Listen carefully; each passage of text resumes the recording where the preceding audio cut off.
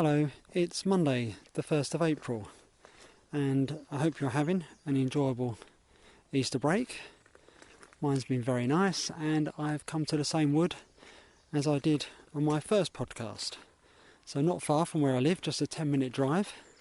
It's overcast at the moment, but the birds are busily reclaiming their territories. I can just hear a wren and great tits. There are banks of wood anemones as well just beside me as I walk down this rather muddy and puddle-strewn country lane. It's a favourite spot of mine. I spoke about this on a previous, on my first podcast, where it's just a short drive, but it's so rutted that you just don't get any or rarely get any vehicles down here, and the only ones you do are those which are accessing the nearby farms. So to set the scene for you, in a very quiet country lane in North Kent, it's very green everywhere, full of dog's mercury.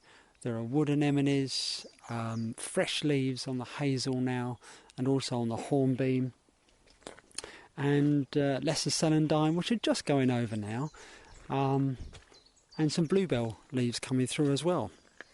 The wood anemones are looking really lovely, as they do anyway, and I was a bit worried that they were perhaps going to be going over. I have a workshop tomorrow, wood anemones at Sunset Workshop near Ashford, beautiful coppice woodland, nature reserve which is famed for its nightingales.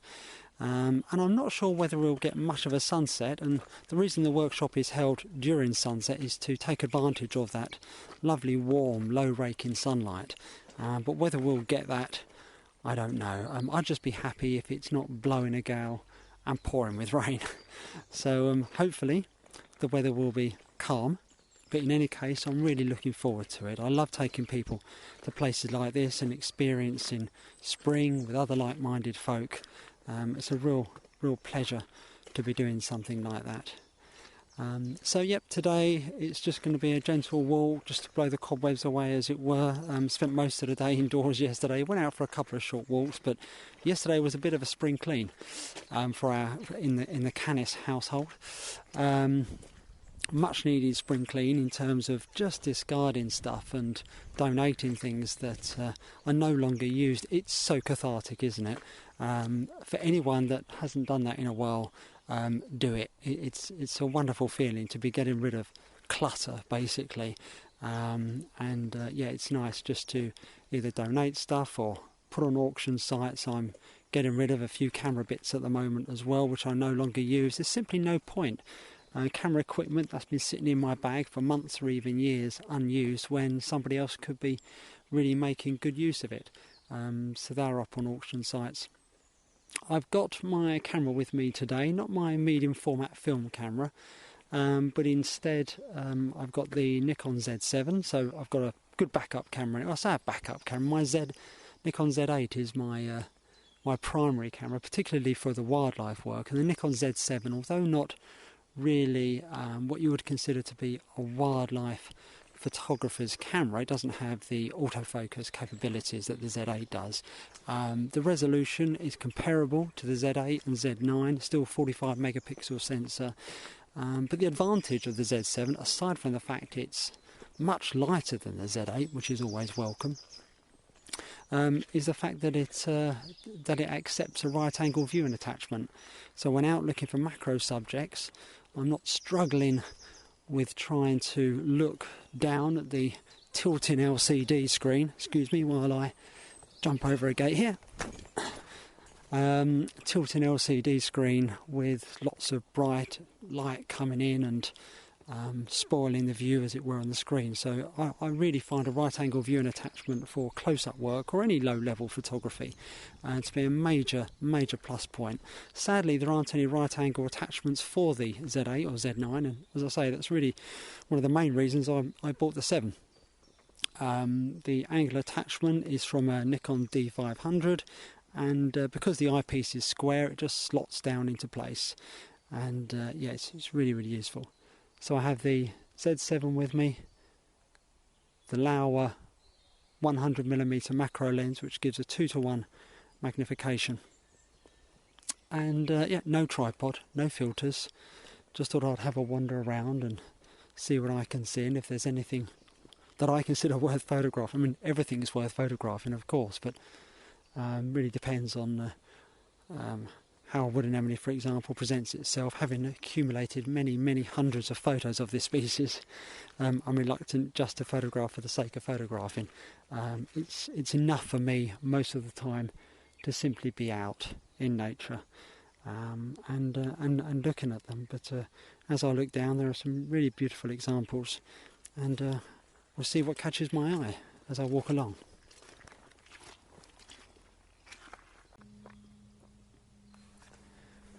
I'm now in a woodland clearing. The sun has come out, albeit most likely quite briefly, since there's some really dark black clouds that'll be obscuring the sun any moment. One idea I thought could be a rather nice addition to the podcast is that while out, and on those occasions when I have my camera and I take the occasional photograph, I'll add a link in the show notes to the photo on my website as a blog post, so that could maybe be an additional interest to it. So any photos I take, or at least those which I deem worthy to be posted, I'll add the link in the show notes, and just give you an idea as to what I was photographing, and perhaps any little snaps that I've taken with my mobile phone as well, just give you a sense of the atmosphere in which I was walking in. There's a bit of ambient noise coming at the moment with an aircraft that's coming through, so I'll just put it on pause and I'll reconvene in a second. Very unusual to see an aircraft flying over, particularly one that low. Looks like a small passenger aircraft. It's come over a couple of times now, so I don't know whether it's looking for somewhere to land. I hope everything's okay. Sure it is. So anyway, where was I? Oh, there's a chiff-chaff that I can hear now. There's blackbirds, robins, wrens. There's some wild cherry blossom I can see in the distance. Pheasants just calling. So it really does feel like spring here, it really does. And I know some parts of the country over the last week or so have had some snow, down in Dartmoor, for example, and that was a really nice workshop, by the way. My Dartmoor in black and white workshop the week before last, thoroughly enjoyable. It's the first time I've ran such a workshop where I've dedicated the 2 full days purely to monochrome, but I'll certainly be doing more of them. It's a really nice experience. Furthermore, there were just 4 attendees as well. I wanted to keep it nice and small and intimate. Makes a really nice dynamic. And although economically, for all concerned, having bigger groups is beneficial, there is something to be said for the much smaller 3 or 4 person groups, where you can have a sort of prolonged one-on-one tuition, as it were, within individual clients. It was a really nice experience, a great bunch, very enthusiastic and willing to learn, and we had some great weather as well. I mean, Dartmoor is just perfect for black and white photography anyway. It has this rather sort of sinister look about it, I guess you could say, and I guess one of the reasons why the Hound of the Baskervilles was written there. Some fantastic tors and forests and streams, cascades, woodlands and the like. It's just a really good location for that kind of photography. We had overcast weather, we had some fog, we had a beautiful final sunrise on the final morning, and the previous evening a lovely sunset with some beautiful raking light as well. So the workshop was split in between classroom, sort of classroom-esque, I suppose, tutorials. So during the morning we'd head out, take pictures. In the afternoon over lunch, come back to the bed and breakfast where they set up the room for us. So over my laptop we could discuss. Here comes that plane again, I think. We would discuss Lightroom techniques and the like, and also critique others' photos. Again, I'm going to put you on pause, and hopefully the plane will fly past sometime soon. I guess this is all part of live recording, isn't it? Rather than this being in the sanitised confines of a studio or just at home somewhere. Makes it all the more real, I guess you could say. Yes, and that's the 3rd time that aircraft has passed over. So anyway, where was I? So yeah, the workshop. So it's split between in the field as well as sort of Lightroom, Photoshop techniques as well, talking about converting from colour to black and white, and tonal balance, which of course is very, very important in any composition, but none more so than when shooting in monochrome, setting up the camera, aspect ratios, processing photos, and just a really, really enjoyable way to run a workshop, to just not flit between colour and black and white, but to really dedicate those 2 days purely to monochrome. The feedback I had from them has been positive, which has been nice, and they all seem to have enjoyed it. Certainly I did, and I'm doing the same one next year, so very much looking forward to that. So yeah, the idea I thought would be that if I do take any photographs today, most likely of a wood anemone, I'll endeavour to do so, because it'll be nice for you to see the result or results of a few photos taken while I'm out and about, and I might even take you through some of the compositional considerations. In fact, I've just walked up to a small group of wood anemones here which look rather nice. Whenever I'm out looking for pictures or potential photography of flowers, I'm looking for those on a slight bank if I can. It just makes life that much easier if they're a bit higher up rather than being in a ditch and where you have to contort your body to get into the required position. And then, depending on the type of effect that I'm after, I'm either looking for one that is quite isolated, or those which are surrounded by nicely conditioned wood anemones. So I'm looking for a flower that's in good condition, doesn't have petals missing, bits taken out of it, so all that little bit of work beforehand will prevent potential disappointments. There's all manner of compositions here and some lovely examples. The light is soft, it's still, and with modern day cameras and with their exceptional quality at high ISOs, coupled with amazing image stabilisation, I rarely bring a tripod out with me now when I'm photographing flowers. I just think you can be so much more creative, and it's possible now with a 100mm lens to easily handhold it at say a 30th of a second. Yes, and with the lens wide open, my macro lens is f2.8, so it enables me to get some relatively fast shutter speeds even on really overcast days, making life that much easier, not having to worry about tripod legs and sort of flattening vegetation with a tripod, etc. And as I say, you can be more creative as well, I feel, when not using a tripod than with. Of course, there are times when a tripod is an absolute must, when the light is low or when you're after really tight compositions, as it were. But generally speaking, I like to work without a tripod, if at all possible. And I think that plane might be coming back again. Yes, it is, and you can, of course, hear it becoming a bit of a nuisance, isn't it? There I was, really worried the first podcast that I did with the crackling sound which occurred in the first part of the recording, and now I have aeroplanes. I don't mind being disturbed by birds, but not so much aeroplanes. Thank you, by the way, to all of you that took time out to listen to that rather long first podcast, and I do appreciate getting over the first 10 minutes or so. The recording wasn't particularly good while driving along. I'll have to either refine that or forget that idea altogether. And thank you for your comments as well. It's really, really heartening that not only were you prepared to listen to it, but write to me as well and let me know how much you enjoyed it. And that of course gives me much more reason to do more, knowing that there are people that will listen to it. And please do spread the word as well, because as I say, numbers are a great motivator when it comes to doing something like this. It does take a bit of time, not just to record and spend the time out doing it in the first place, but also running it through appropriate software and uploading it, for example. And it's something which I'm really enjoying, but it would also be nice to see more and more people. Also be nice to know that more folk are listening to it as well. But anyway, early days, and I hope that anyway, that I'll be doing more and more. I'm going to put my camera bag down now, and maybe look at getting 1 or 2 photos. It's looking really grim now. I think we might get a spot of rain. So I'm going to get the camera out. The macro lens is already attached, and see what I can create. So I've just had to run back to the car.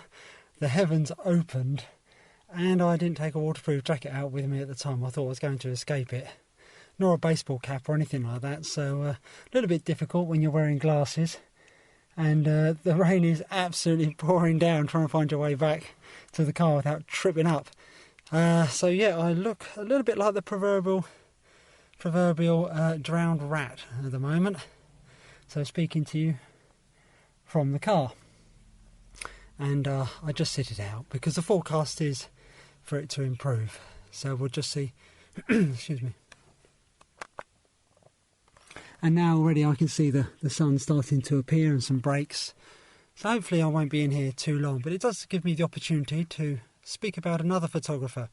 You remember last week I spoke to you about Stephen Dalton, probably the most influential photographer in my career, whom I've been fortunate to meet a number of occasions and have prints of his work. But the second photographer I'm going to speak to you about is one whose book I received just a few days ago, in fact, and it's a photographer who flies well under the radar.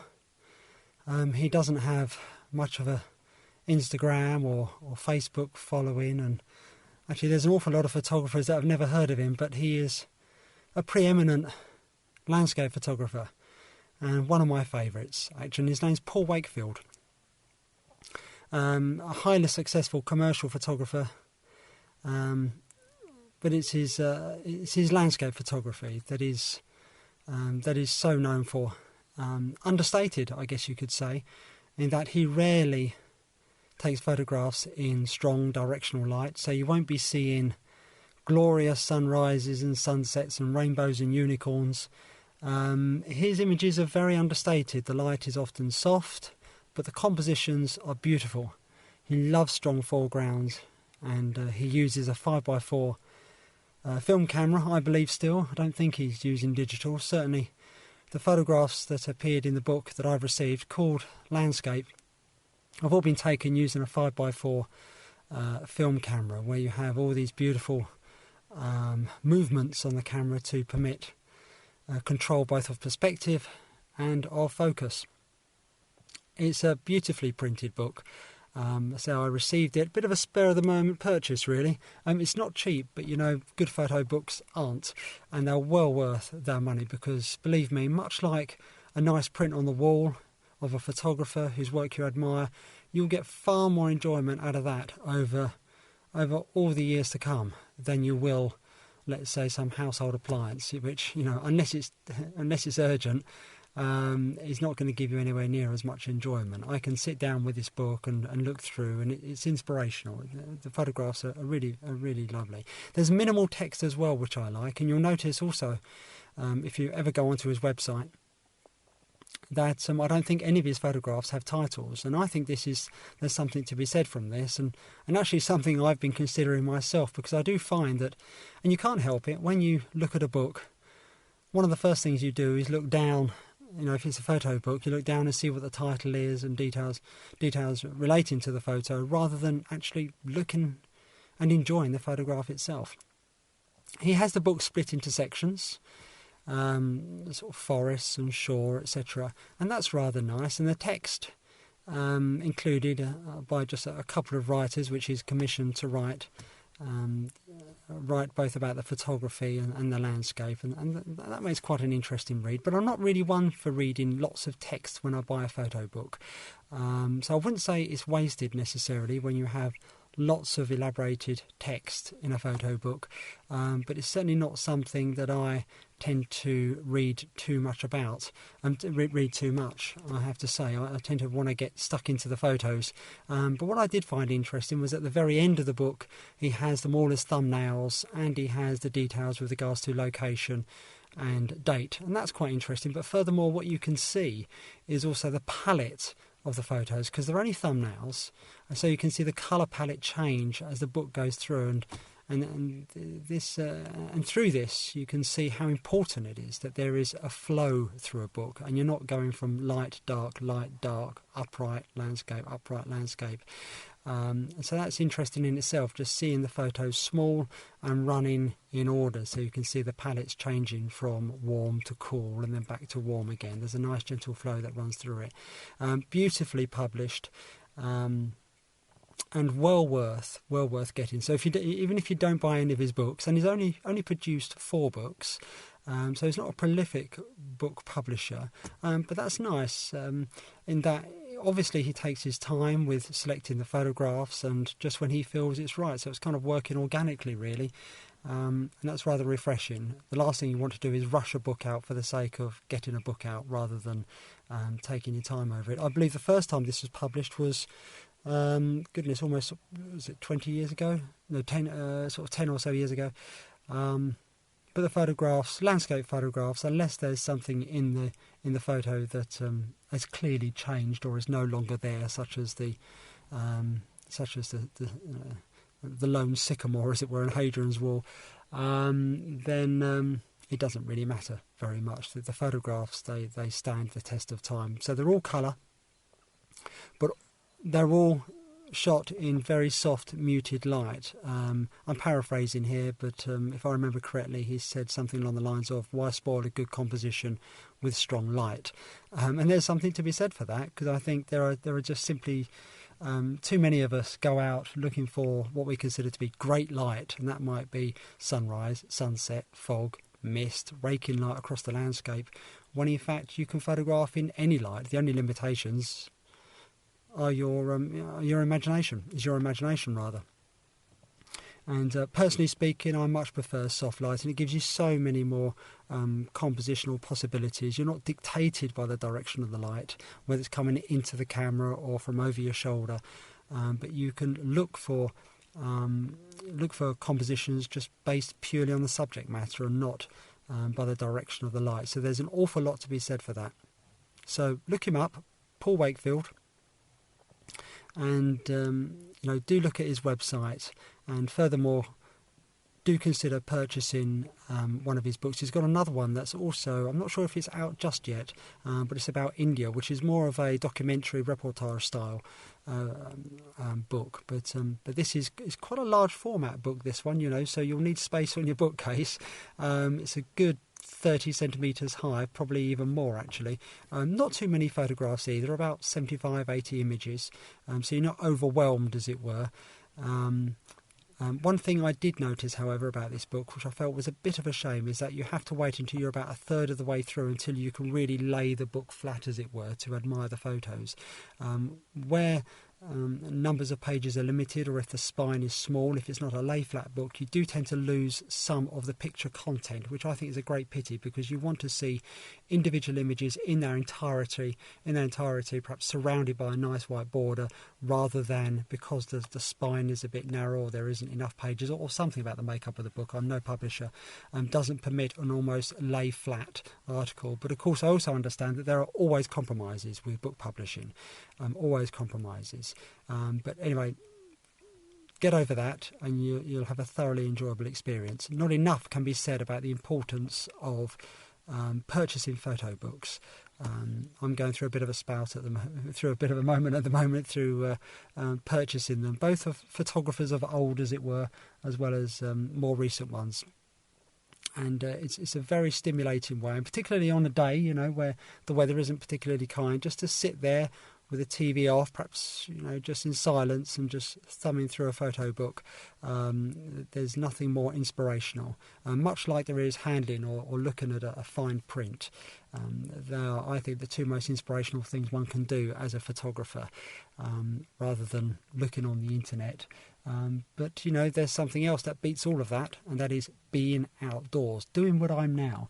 And albeit I'm sitting in a car, it's not quite the same thing. I can still see outside. I can see the trees. I can hear the birds just through the rain a little bit. There's rain tapping on the window. I still, on the bank side there, I can see even some stitchwort, herb Robert, beautiful little pink flower, as well as lots of wood anemones. So actually just being outdoors is your most inspirational way of, it's the most inspiring way, I would say, of for any photographer. It's just being outdoors and experiencing nature. Okay, I think the rain's easing now, so I'm going to pop back out and see what I can find. So that was another really nice session with the wood anemones and primroses, with the sun intermittently coming out and going back in again, still very still, occasional rain, which had the added benefit of producing some really lovely raindrops on the petals. So I'm really pleased I made the effort and came out. The equipment I used was the Nikon Z7 and the Laowa 100mm macro lens, which goes to 2:1 or twice life-size magnification, so I can get in really close if I want to. But what I found actually most useful of all, and I know I mentioned it earlier on, was having the angle viewfinder attachment. There's just no way I could have got as accurate a focus, because I'm manually focusing here because the depth of field is so minimal. I wouldn't rely on the camera's autofocus here. And there's no way that I believe that you can focus as critically with the LCD tilting screen when hand holding the camera as you can with the angle viewfinder attachment. So I'm really pleased I got it. And furthermore, within the image aspect ratio settings, it has 5:4. 5:4, which the Z8 doesn't. I can only have the grid lines put up, so that's another major benefit of the Z7. So really pleased I purchased it. So there will definitely be some photos to show. Do look down in the show notes where I'll put a link to the blog showing both the wood anemone and primrose pictures. I'm not too sure about the primrose. I mean, they were nice enough, but they're so difficult to photograph well, primroses. But if I think they are decent enough to put up on the blog, then I most certainly will do so. Okay, so I'm going to wrap it up now. I'm going to quit while I'm ahead. It's stopped raining. I'm not too far from the car, but I'm going to head back now and get some lunch. So thank you for listening, and until next time, goodbye.